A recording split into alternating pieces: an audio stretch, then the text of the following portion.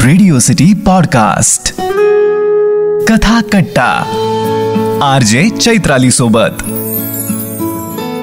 एखादा जीव जन्माला येत असतो तेव्हा त्याच्या भोवतालच्या माणसांच्या मनात किती संमिश्र भावना असतात ना. एक छोटंसं कोकरू आता आपल्या घरात दुडू दुडू धावणार याचा आनंद तर असतोच, पण ते जन्माला येत असतानाच्या ज्या दिव्यातून त्याच्या आईला आणि त्याला जावं लागतं याची प्रचंड भीतीही असते. म्हणूनच तर बाळंतपण हा बाईचा दुसरा जन्मच असं म्हणतात. पण ते बाळ बघितल्यावर एका क्षणात सगळ्या वेदनांचा विसर पडतो, एवढी शक्ती त्या जीवात असते. जन्मोत्सव ही कथा ऐकूया कथा कट्ट्यावर, जी लिहिली आहे डॉक्टर इला माटे यांनी, आणि तुम्ही ऐकणार आहात माझ्या म्हणजेच चैत्रालीच्या आवाजात. जन्मोत्सव. ओंकार आत बाहेर करत होता. हॉस्पिटल लॉबीमध्ये फिरत होता. सकाळपासून तो यातच होता. ऑफिसलाही गेला नाही, कारण सकाळपासूनच मानसीला ऍडमिट केलं होतं. पण रिझल्ट काहीच लागत नव्हता. कळांचं इंजेक्शन देऊनही कळा म्हणाव्यात अशा येत नव्हत्या. घरच्यांनाही कळवलं होतं, पण तयारीनिशी यायचं म्हणजे पोचायला दुसऱ्या दिवशीची सकाळ होणार होती आईबाबांना. एका जन्माच्या प्रतीक्षेची लय मनाला वेढून होती. स्त्रीच्या 9 महिन्यांच्या त्या दिव्य प्रवासाचा ओंकार आता साक्षीदार होता. प्रत्येक क्षण अगदी मानसी बरोबर त्यानं तितक्याच उत्कटतेनं अनुभवला होता. आणि आजचा हा शेवटचा दिवस गोड व्हावा या आशेनं तो भारावला होता. रात्रीचे 1-2 वाजून गेले तरी त्याच्या अस्वस्थपणात काही फरक पडत नव्हता. त्याचा डोळाही लागत नव्हता. बाळाच्या हृदयाचे ठोके मोजणारं मशीन मानसीच्या पोटाला जोडलं होतं. त्याचा जणू एखादी रेल्वे रुळावरून जावी इतका धाड धाड आवाज येत होता. तो लॉबीमध्ये येऊन घड्याळ पाहायचा, परत मानसी जवळ जायचा. ओंकार विचार करत होता, किती वर्ष किती दिवस वाट पाहून या आत्म्याला हा जन्म मिळाला असेल. जन्म म्हणजे जणू शरीर लिहिलेली जागृत अवस्था, आपण असण्याची पावती. कोण असेल तो किती, पण शरीर नसलेला आत्मा जागा तरी असतो का जन्माची वाट पाहायला वगैरे. ओंकारला आठवलं, बाबांनी स्वामींची दीक्षा घेतली होती. त्यावेळेस ते म्हणायचे, आत्मा चैतन्य स्वरूप, तो जागाच असतो अगदी आपण झोपलो असलो तरीही.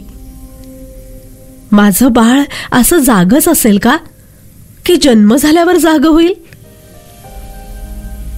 2 दिवस झोप न झाल्यानं ओंकारचं डोकं अगदी चक्रावल्यासारखं झालं होतं. त्यामुळेच असे सगळे विचार येत होते, आणि त्यामुळे अजूनच झोप येत नव्हती. बाहेरच्या बाकावर जरासा थकून ओंकार आडवा झाला. झोप येत नाही आणि तरीही या जागृतीला स्वप्न पडत होती एका नवजन्माची. इवल्याल्या मुठी, मिटी डोळे आणि लालसर अंगाचं चिटुकलं बाळ. जागं झालेलं.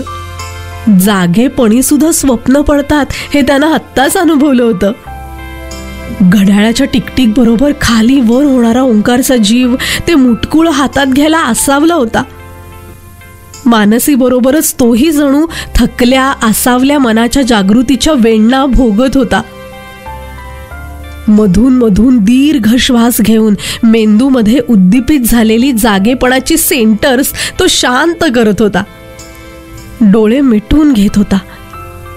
पण हे अजब जागेपण त्याला सोडायला तयारच नव्हतं. आतून लकलकत राहणारं जागेपण, सतत एक कानोसा घेणारं जागेपण. लहान असताना त्याचा रेक नावाचा कुत्रा झोपलेला असायचा, समोरच्या पायांवर हनवटी टेकवून. पण त्याच्या ताठ कानांची सूक्ष्म हालचाल होत राहायची. मध्येच ते कान फडफडायचे आणि तो सगळं अंग झटकत अचानक उभा राहायचा. ही अशीच अजब झोप ओंकार आत्ता अनुभवत होता. आणि एकदम लेबर रूम मध्ये गडबड उडाली. तो एकदम उठून दरवाजापाशी गेला आणि किती वेळापासून वाट पाहत होता तो क्षण आला. एका जागेपणाने केलेली दुसऱ्या जागेपणाच्या प्रतीक्षेची परिपूर्ती. पुढल्या अनेक वर्षांसाठी जागी झालेली त्याची लेक त्याच्या हातात होती. आणि ती खणखणीत आवाजात ट्याहॅ करून जागेपणाचा पुरावाही देत होती. आणि ओंकार साश्रू नयनांनी तिच्या जागेपणाचा उत्सव करत होता. तिचा जन्मोत्सव साजरा करत होता. जन्मोत्सव ही कथा लिहिली होती डॉक्टर इला माटे यांनी आणि कथाकट्ट्यावर तुम्ही ती ऐकलीत माझ्या म्हणजेच चैत्रालीच्या आवाजात.